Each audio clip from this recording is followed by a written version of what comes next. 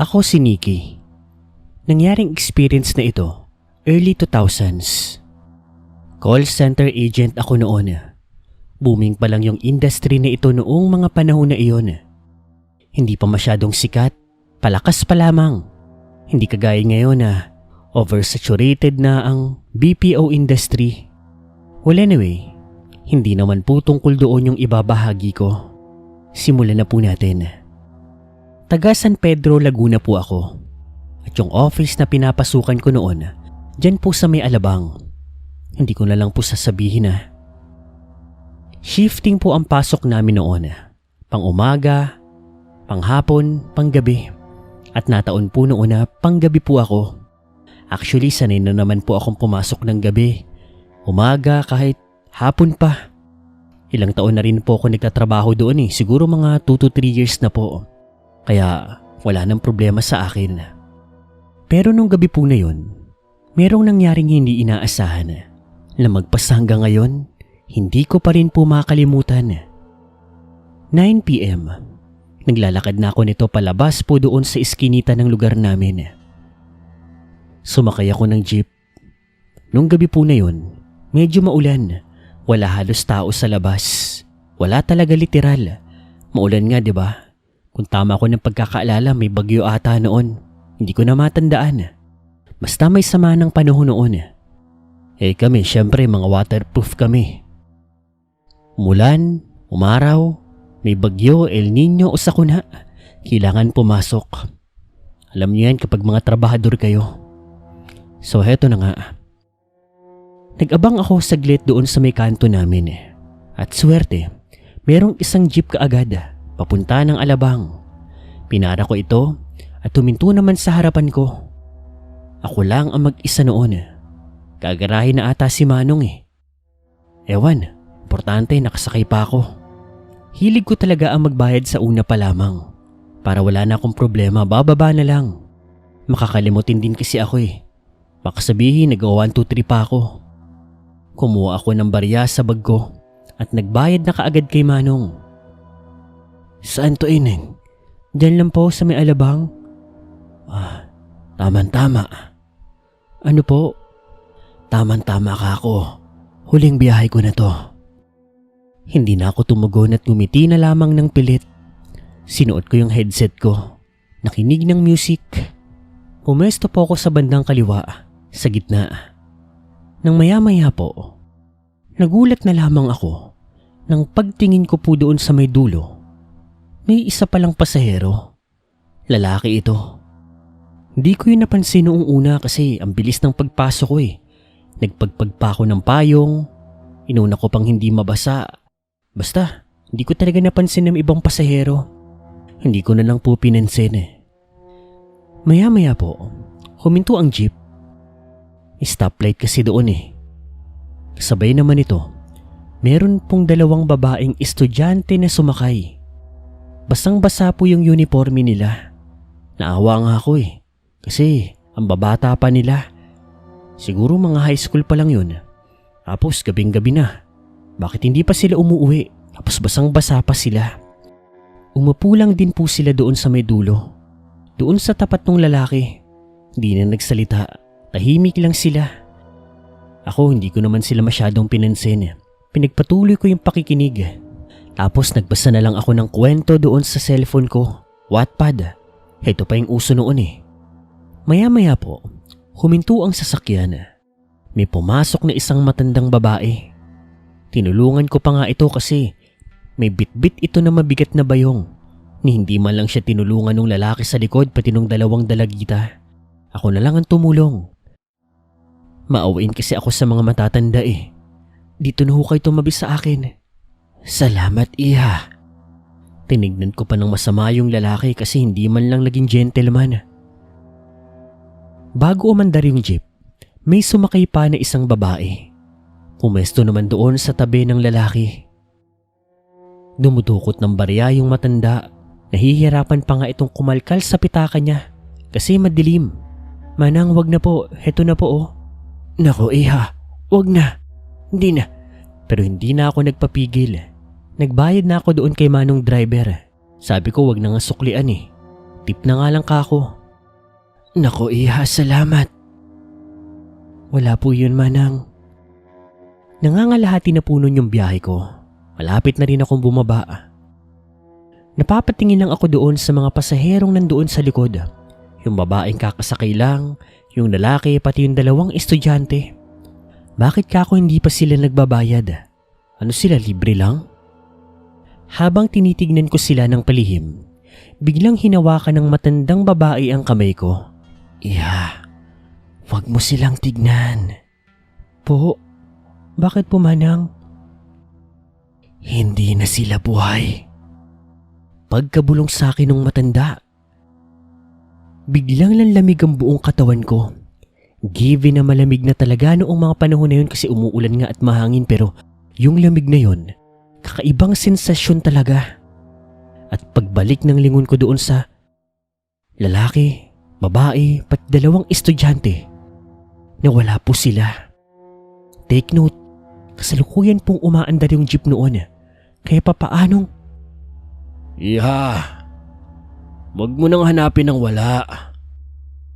Nagsalita naman po yung driver.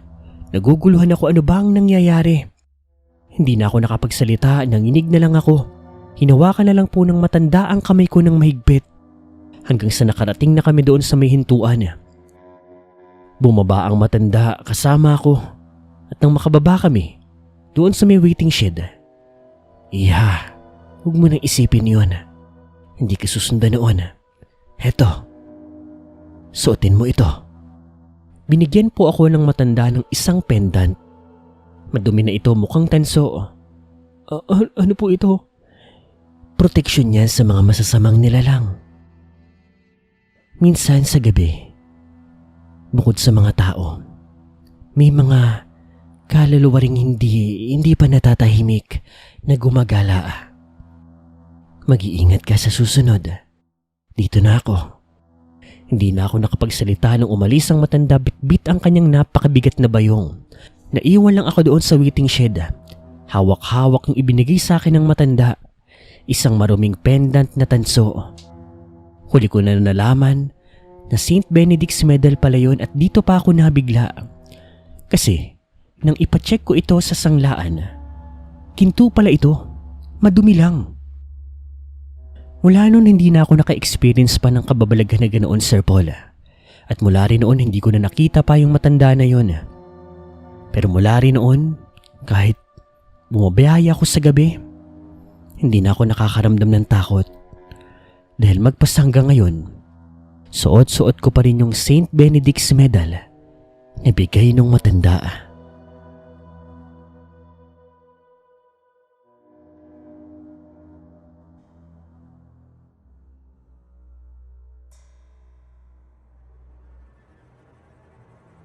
Maikli lang po ito. Sana mapili niyo, Sir Paul. Pinasulat ko lang din sa anak ko kasi may edad na po ako eh. 90s po ito naganap. Isa kong guard sa isang planta ng paggawaan ng yelo noon. Bloke-bloke po ito.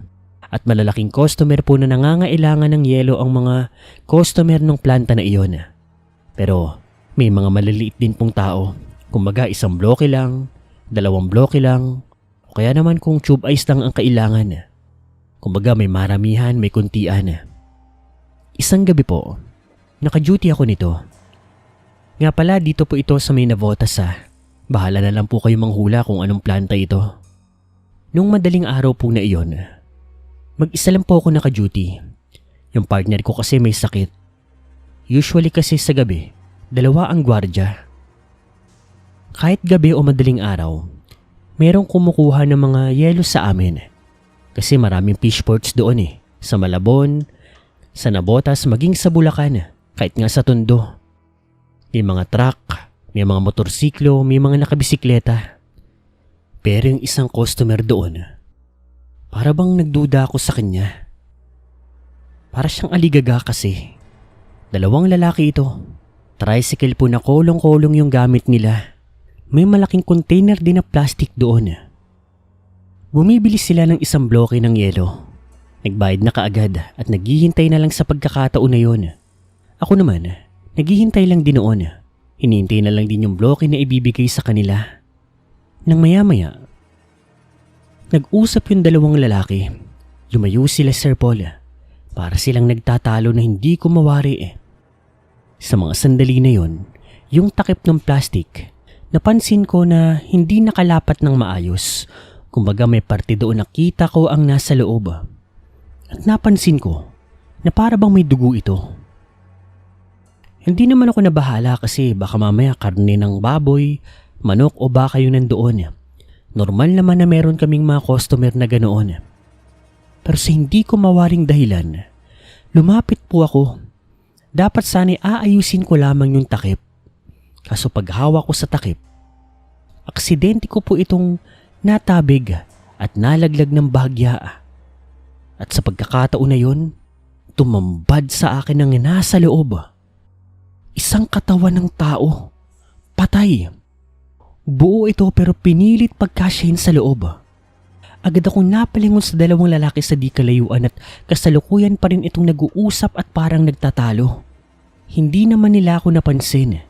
Buti nga, nasalo ko kaagad yung takip. Kaya agad ko itong ibinalik sa tamang pagkakaayos. Yung hindi na ba nakauwang? Mabilis akong bumalik doon sa pwesto ko. Nagbasa ng logbook. Nagsusulat kunyari. At hindi po nagtagal, dumating na rin yung bloke.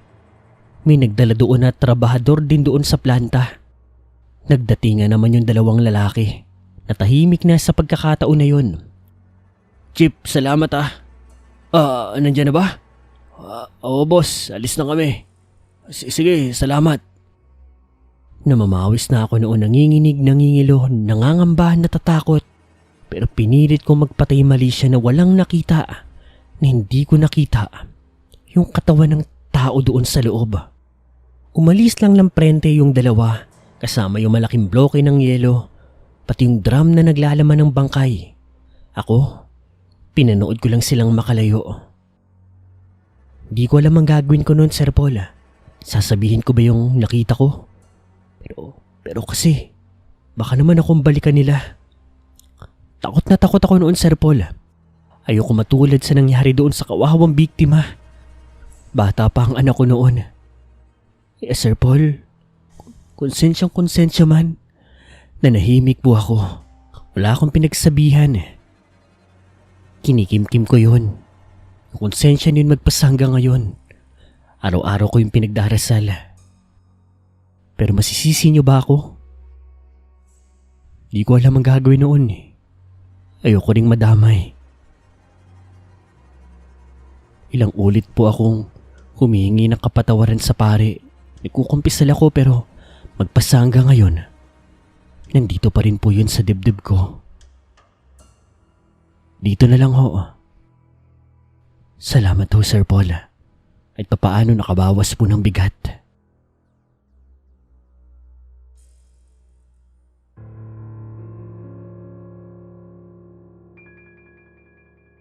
Hi po, I'm Nikki. Recently lang po ito naganap. Akala ko dati, hindi po totoo ang mga multo. Tinatawanan ko lang yan. Pag nanonood nga ng mga horror movies, wala, hindi ako kinikilabutan o natatakot. Oo, may jump scares pero yung kilabot na, alam mo yun, hindi talaga eh. Pero nagbago ang lahat ng maranasan ko to. Hindi po ako call center agent pero data encoder po ako sa isang malaking kumpanya dito po sa May Ortigas. Night shift po ang duty ko noon, Sir Paul. Actually pang 7 months ko na nga nito. Kare-regular ko lang. Gustong gusto ko yung night shift kasi night person po ako eh. Night owl kung tawagin ng iba. Bukod doon, malaki rin ang bigayan kasi nga may night differential. Tapos ang bilis pa ng oras. Ang tahimik pa kasi wala pa yung ibang mga boss. Mas nakakapagtrabaho ng mas maayos at mas mabilis. So eto na nga. Isang madaling araw noon, siguro mga 12 or 1 AM na. Hindi ko na matandaan. Nagpunta ako sa pantry namin noon. Nagtimpla ako ng kape at bumalik sa cubicle ko. Yung office namin ay medyo malaki. Pero that time, siguro mga nasa 12 o 14 persons lang po kami. Lahat kami mga data encoder. Tapos isang team leader. Type. Hanggang sa maya-maya, nakarinig po ako noon ng para bang may naglalakad. Tinignan ko naman yung paligid. Lahat abala, lahat naka-headset. Ako kasi kapag naka-headset, isang tenga lang. Tapos yung isang tenga, nakabukas. Ayoko kasi nung parang kulob na kulob eh. Salitan, minsan kaliwa yung nakabukas, minsan kanan. Pero bihira pong magkasabay. Unless may kailangan na asikasuhin talaga. Pero most of the time, isa lang po talaga yung nakatakip. Pagtingin ko sa paligid, parang wala naman pong nakapansin. Kaya ako baka mamaya namali lang ako ng dinig. Kaya nagpatuloy po ako sa ginagawa ko. Pero maya-maya, muli na naman akong nakarinig na para bang may yabag. Mabibilis ito at maliliit. Parang batang tumatakbo. Yung naglalaro. Tinignan ko ulit yung mga katrabaho ko pero busy lang silang lahat. Nakatingin, nakayuko sa mga desktop nila. Hanggang sa naulit pa po yun ng ilang beses at napatayo na po ako. Tinignan ko yung paligid. I'm sure na walang bata. Yung katabi ko po, babae rin, hindi ko napapangalanan. Lumingon sa akin. Are you okay, Nikki? Oo. Teka, wala ka bang narinig? Like what? Parang may bata dito tumatakbo.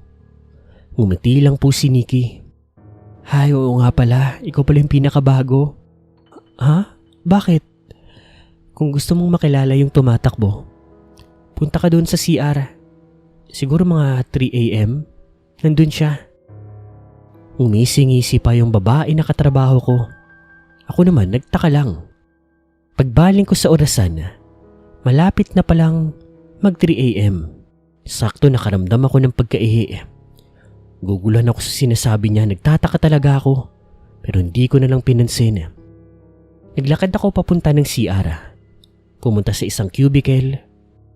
Nagbaba ng pantalon, underwear. Umihi. At habang umiihi, nakarinig ako ng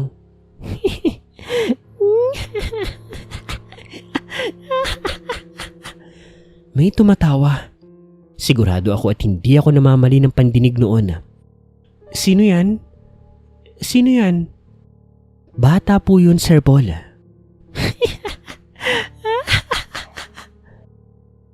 Kinuha ko yung bidet, hinugasan ng ari ko. Hindi na ako nakapagpunas ng tissue. Sinuot ko yung underwear, pantalon, zipper. Labas ng cubicle pero wala ako nakitang tao. Mabilis ako nagtungo sa pintuan pero bago ako makalabas, pagbaling ko sa likod, may batang babae na nandoon pero ang pinaka nakakabigla, wala siyang mata. Napatili ako ng malakas, Sir Paul. Hindi ko na alam ang mga sumunod na nangyari. Basta pagmulat ng aking mga mata, nasa klinik na ako noon. Kasama yung TL ko, pati yung katrabaho ko na katabi ko lang, yung babae. Pareho silang tumatawa ng nakakaloko, parang nang aasara. Pagkita ko sa orasan, 3:30 AM na. 30 minutes na ang nakalipas. Anong nangyari? Girl, nakita mo yung kaluluwa ng babae. Ano? Matagal lang may kwento-kwento dito sa office na to. Na meron ngang isang kaluluwa ng babae na gumagala, nagpapakita sa mga bago. Sabi nila, malamang daw yung batang babae na yun. Yun yung ginawang alay. Sinama sa pundasyon para patibayan tong haligi ng building na to. Yun ang kwento. Ako, naranasan ko na yan. Huwag kang mag-alala, hindi naman nananakit yun. At kapag nakita mo na siya, hindi na mauulit yun.